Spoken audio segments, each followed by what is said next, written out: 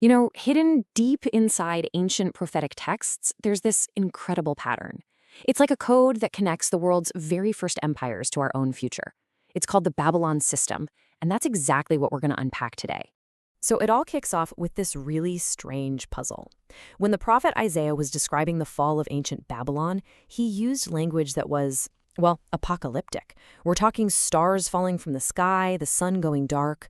But here's the thing. When you check the history books, none of that actually happened when the city was conquered. So what on earth was he really seeing? While the answer, if you follow these texts, lies in this fascinating idea called prophetic echoes. The concept is that huge historical events aren't just one-and-done deals. Nope. They're patterns that repeat, and each time they come back around, the echo gets a little bit louder. And this is absolutely crucial to get. The fall of the original city of Babylon wasn't just some isolated event in the past. According to these prophets, it was the blueprint. It was the template that would play out again and again, defining how world powers rise and, more importantly, how they fall. Okay, but is there any real evidence for a theory like that? Oh yeah. For starters, the prophecies themselves just seem way too big for one single city. Let's dive into Isaiah chapter 13, because what we find there is a prophecy that almost seems to have a split personality. On one hand, the prophecy is incredibly specific. Isaiah actually names the future conquerors of Babylon, the Medes. He even gets into their psychology, pointing out that these are people who aren't just in it for the money. And check this out. It's a verifiable historical fact. The Medo-Persian Empire did exactly that. They conquered Babylon basically overnight. So part one of the prophecy, fulfilled, down to the letter. But that is not the whole story. Because in the exact same chapter, Isaiah describes this, a total cosmic meltdown. The sun goes dark, the moon is out, the stars just stop shining. This sounds like the literal end of the world. And right there, that's the mystery. Because that part of the prophecy, it never happened when ancient Babylon fell. Which really suggests that Isaiah wasn't just talking about a city made of brick and mortar. He was describing the collapse of something much, much bigger.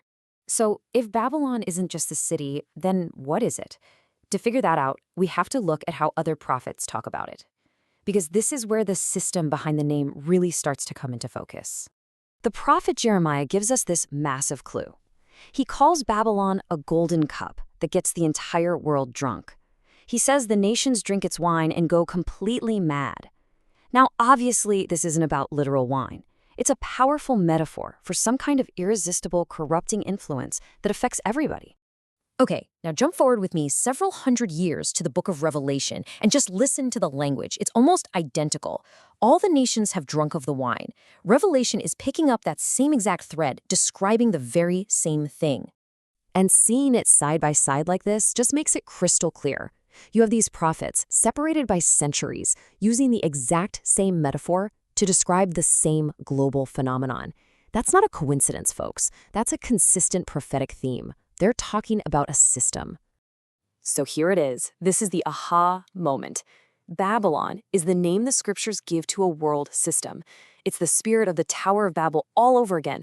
It's humanity banding together to achieve power, security, and fame completely on its own terms through things like empire, global trade, and centralized power.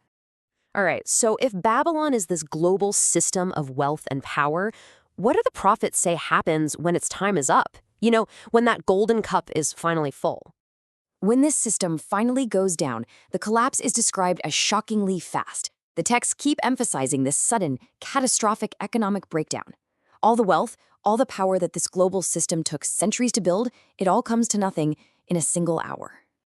And this collapse isn't random. It follows a very distinct pattern that's laid out across all these different prophetic books. It seems to start with a global conflict, with nations gathering for war. That leads directly to economic ruin, which then sparks total social chaos, and it all culminates in this terrifying plague.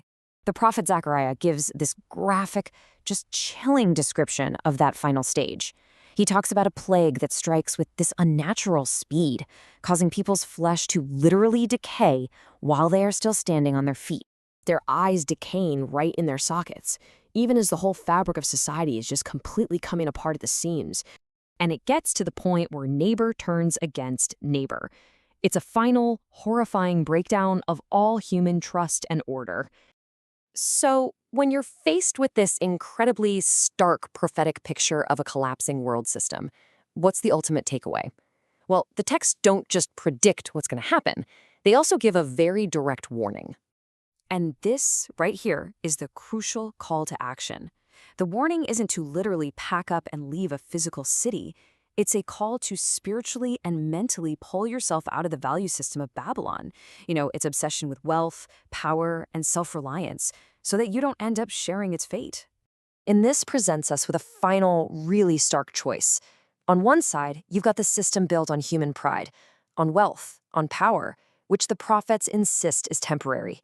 And on the other side, you have a kingdom that they say will last forever.